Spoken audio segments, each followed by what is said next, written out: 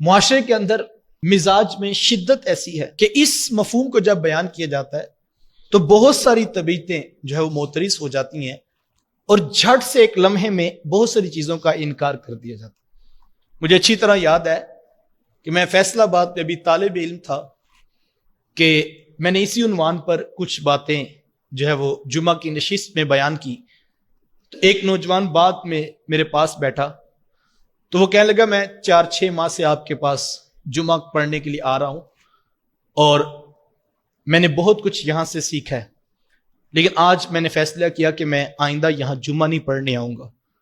تو پھر میرے دل میں خیال آیا کہ جہاں سے اتنا کچھ سیکھا ہے تو جاتے جاتے میں آپ کا شکریہ بھی ادا کر دوں۔ تو میں نے کہا کہ اللہ آپ کو سلامت رکھے، آپ کی محبت ہے کہ آپ نے شکریہ ادا کیا، تو اگر آپ اجازت دیں تو کیا میں پوچھ سکتا ہوں کہ آپ آج کے بعد کیوں نہیں آئیں گے؟ تو وہ کہنے لگا میں نے قرآن حدیث کا پیغام یہاں سے سیکھا ہے، لیکن یہ جو آج آپ نے عنوان بیان کیا کہ ایک مرشد ہوتا ہے، ایک شیخ کامل ہوتا ہے، ایک بزرگ ہوتے ہیں اور وسیلہ ہے اور بیت ہے، تو یہ باتیں میں نہیں مانتا۔ تو یہ تو بالکل اسلام کے ایک اینٹی مذہب ہے جو آپ بیان کر رہے ہیں۔ تو میں نے اسی وقت فیصلہ کیا کہ آج کے بعد میں نہیں آؤں گا۔ تو میں نے کہا کہ فیصلہ تو آپ کا ہے، میں نہیں روکتا کہ آپ یہاں پر ہی جمعہ پڑھیں، لیکن اگر آپ مجھے اجازت دیں تو کیا ہم اس موضوع پر 2 لمحے کے لیے بات کر سکتے ہیں؟ تو وہ کہتا کیوں نہیں، آپ ضرور بات کیجیے۔ تو میں نے کہا میں نے آج جس عنوان پر گفتگو کی اس پر آپ کا جو موقف ہے اگر آپ مجھے بتائیں تو ہم آگے بات بڑھا سکیں۔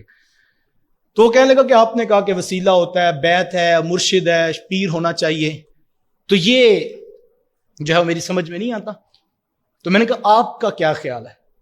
تو وہ کہنے لگا مجھے تو سیدھا سیدھا دین سمجھ میں آیا ہے کہ ایک قرآن ہے اور ایک حدیث ہے، بس اس کے علاوہ کچھ بھی نہیں، اور جو اس سے آگے کرے وہ بات گمراہی کی بات ہے۔ دین مکمل ہو چکا ہے 1400 سال قبل، اور قرآن اور حدیث کے علاوہ کسی دوسری چیز کو ماننے کی ضرورت نہیں۔ تو میں نے کہا کہ آپ کس کو مانتے ہیں؟ کہتے میں تو صرف ان 2 چیزوں کو مانتا ہوں، ایک قرآن اور ایک حدیث۔ تو میں نے کہا نہیں، ایک تیسری چیز بھی ہے جس کو آپ مانتے ہیں۔ وہ کہنے لگا نہیں میں نہیں مانتا۔ تو میں نے کہا نہیں، ایک تیسری چیز بھی ہے جس کو آپ مانتے ہیں، اور اگر میں آپ سے یہ کہوں کہ آپ قرآن اور حدیث سے بھی زیادہ اس کو مانتے ہیں تو شاید یہ جھوٹ یا مبالغہ نہ ہو۔ تو ایک دم پریشان ہو گیا کہ قرآن اور حدیث سے بھی زیادہ میں کسی تیسری چیز کو مانتا ہوں۔ تو کہتا نہیں میں بس 2 ہی باتیں ہیں، ایک قرآن ہے اور ایک حدیث ہے۔ میں نے کہا اچھا مجھے یہ بتائیں آپ کو یہ بات کس نے سمجھائی تھی کہ ایک قرآن ہوتا ہے اور ایک حدیث ہوتی ہے؟ تو وہ خاموشی سے میری طرف دیکھنے لگا۔ میں نے کہا وہ کوئی شخص تو ہے نا جس نے آپ کو اتنا پکا یہ سبق پڑھایا کہ ایک قرآن ہوتا ہے اور ایک حدیث ہوتی ہے اور تیسری کوئی چیز نہیں ہوتی۔ تو میں نے کہا تیسرا وہ شخص ہوتا ہے جو یہ بتاتا ہے ایک قرآن ہوتا ہے اور ایک حدیث ہوتی ہے، اور یہی میں نے آج خطبہ دیا ہے کہ تیسری شے کوئی نہیں، لیکن تیسرا وہ ہوتا ہے جسے وہ یہ بتاتا ہے کہ ایک قرآن ہوتا ہے اور ایک حدیث ہوتی ہے۔ تو وہ ایک دم جو ہے وہ حیران ہو کر مسکرا پڑا۔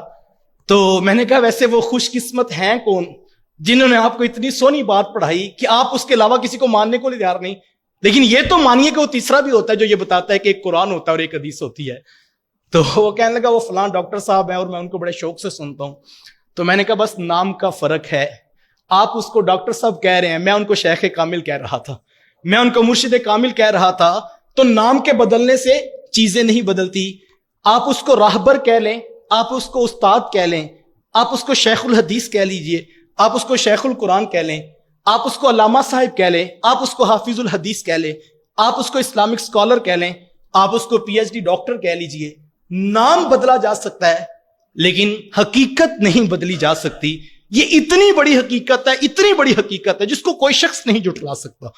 جو یہ کہتا ہے میں کسی کو نہیں مانتا، میں کہتا ہوں وہ بھی کسی کو مان کر کہتا ہے میں کسی کو نہیں مانتا، یار یہ کیسی عجیب بات ہے۔ تو میں نے کہا فرق یہ ہے کہ آپ آج اس کرنٹ ایرا میں YouTube پر سنے جانے والے ایک ڈاکٹر صاحب کو مانتے ہیں، لیکن میں وہ خوش قسمت ہوں کہ جو ایک ڈاکٹر کو نہیں مانتا۔ 1400 سال کی تاریخ میں جتنے وہ خوش قسمت لوگ جنہوں نے یہ امت کو بتایا ایک قرآن ہوتا ہے ایک حدیث ہوتی ہے، میں سب کو ہی مانتا ہوں۔ ایک قرآن ہوتا ہے اور ایک حدیث ہوتی ہے، تیسری شے واقعی کوئی نہیں ہوتی، لیکن تیسری وہ محبتوں کی ایک لڑی ہے اور اسماء الرجال کا ایک وہ سلسلہ ہے کہ جو حضرت ابو بکر صدیق رضی اللہ تعالیٰ عنہ سے شروع ہوتا ہے۔ سب سے پہلے امت کو انبیاء کے بعد حضرت سیدنا ابو بکر صدیق رضی اللہ تعالیٰ عنہ نے بتایا تھا لوگوں ایک قرآن ہوتا ہے اور ایک حدیث ہوتی ہے. پھر اس کے بعد حضرت عمر، پھر حضرت عثمان، پھر حضرت علی المرتضیٰ رضی اللہ تعالیٰ عنہم. پھر یہ تو صف اتنی خوبصورت ہے کہ اس صف میں کہیں داتا گنج بخش علی اجمیری کھڑے ہیں تو کہیں پر خواجہ معین الدین چشتی اجمیری کھڑے ہیں، کہیں پر امام بخاری کھڑے ہیں تو کہیں پر امام مسلم کھڑے ہیں، اور کہیں پر فقہ کے امام اعظم ابو حنیفہ کھڑے ہیں. کبھی امام احمد بن حنبل کوڑے کھا کر بتاتے ہیں کہ لوگوں ایک قرآن ہوتا ہے اور ایک حدیث ہوتی ہے، اور کبھی امام شافعی فرماتے ہیں کہ لوگوں ایک قرآن ہوتا ہے اور ایک حدیث ہوتی ہے. وہ جتنے خوش قسمت جو یہ بتاتے بتاتے امت تک پیغام محبت بتا رہے تھے کہ ایک قرآن ہوتا ہے اور ایک حدیث ہوتی ہے. تیسری شے تو واقعی کوئی نہیں ہوتی، لیکن تیسرا وہ خوش قسمت ہوتا ہے جو امت کو یہ بتا رہا ہوتا ہے کہ ایک قرآن ہوتا ہے اور ایک حدیث ہوتی ہے. اور جو یہ نہ بتائے اس کو ماننے کی واقعی ضرورت نہیں، لیکن امت تک یہ پیغام، امت تک یہ محبت کی بات، پوری 1400 سال کی تاریخ کے اندر لاکھوں لوگ ہی کھڑے ہیں جنہوں نے امت پر احسان کیا.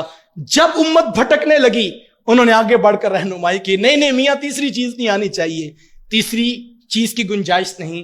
لیکن تیسرا وہ شخص ہے جو ہمیں یہ بتاتا ہے کہ ایک قرآن ہوتا ہے اور ایک حدیث ہوتی ہے. بات تیسری نہیں ہے، سوال یہ ہے کہ جو یہ کہتا ہے کہ مانتا میں کسی کو نہیں، وہ کسی کو مان کر کہتا ہے میں کسی کو نہیں مانتا، تو نام بدلا جا سکتا ہے